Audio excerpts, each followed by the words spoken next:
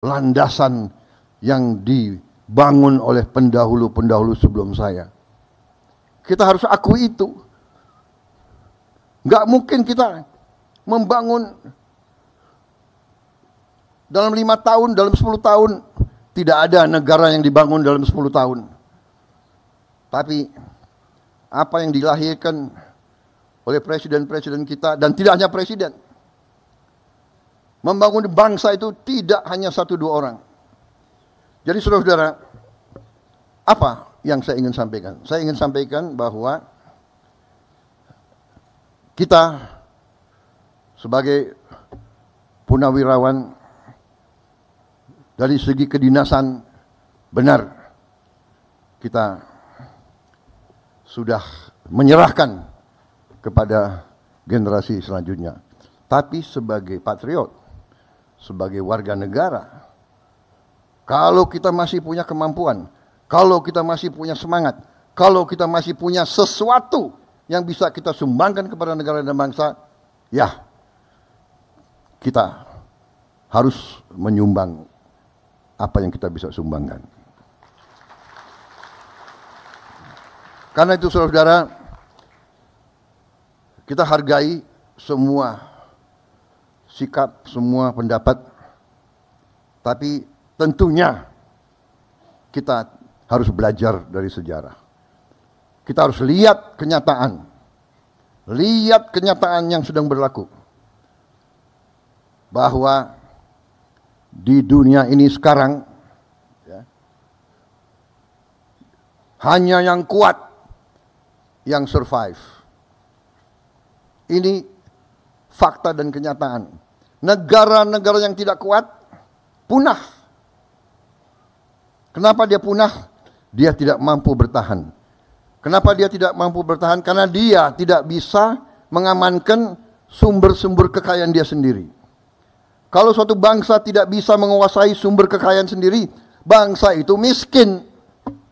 Sangat sederhana. Saudara-saudara sekalian. Dan kita harus mengerti, mantan prajurit ini harus mengerti. Perang kita tidak inginkan. Perang dahsyat. Tapi kadang-kadang kita dipaksa untuk perang. Kita dipaksa. Kalau kita tidak berani ambil keputusan untuk perang, tidak kita merdeka. Karena Belanda tidak mau memberi kemerdekaan kepada kita. Sama sekarang. Kita lihat apa yang terjadi di dunia ini. Yang kuat akan memaksa yang lemah. Karena itu saudara-saudara, saya sampaikan di mana-mana, kita harus sadar bahwa Indonesia selalu akan diganggu dan sedang diganggu. Kita tidak mau ganggu bangsa lain, tapi bangsa lain mengganggu kita. Kenapa? Karena kita kaya. Kita punya nikel terbesar di dunia.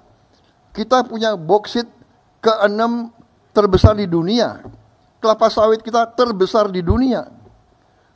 Jangan kita anggap enteng kelapa sawit. Kelapa sawit sekarang sudah menjadi komoditas kritis, strategis. Setiap saya kemana, negara-negara mana, mereka minta, yang mulia, tolong kelapa sawit Indonesia kalau bisa prioritas kepada kami. Mesir, Pakistan, India, bahkan Eropa. Ternyata dari kelapa sawit ada 65 atau 67 produk. Di antaranya kita bisa bikin BBM dari kelapa sawit.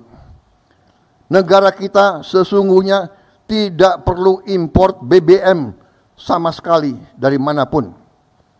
Dan kita harus tahu, kita import BBM hampir 40 miliar dolar satu tahun. Padahal kita sebenarnya tidak perlu import.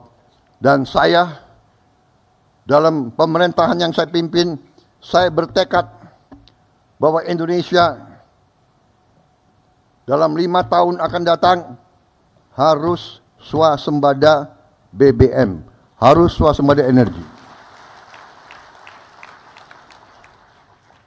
Dan nanti ada yang bertanya, apa bisa? Gitu. Harus bisa. Nah ini semangat yang ditanamkan oleh Angkatan 45, semangat tidak mengenal menyerah, harus bisa. Merdeka atau mati. Berdiri di atas kaki kita sendiri. Kita tidak mau jadi kacungnya bangsa lain.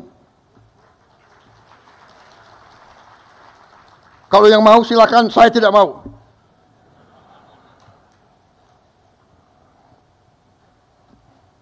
Ini salah pembina-pembina saya yang mendidik saya seperti ini. Salah Pak Tri, salah Pak Luhut, Pak Hendro, Pak Agum. Ini abang-abang yang beri contoh, yang menanamkan kepada kita semangat itu.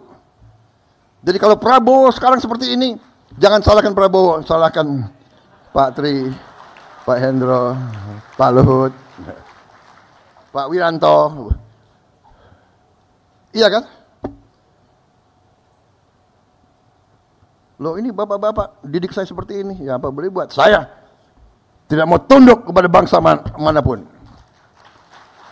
Kekayaan Indonesia harus di tangan bangsa Indonesia. Dan Angkatan 45 telah memberi senjata pamungkas yang luar biasa, yaitu Undang-Undang Dasar 1945.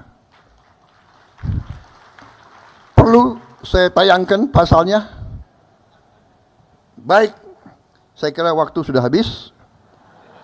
Ya, sebelum saya diusir, saya tutup dengan satu slide. Saudara-saudara, salah satu program kita nanti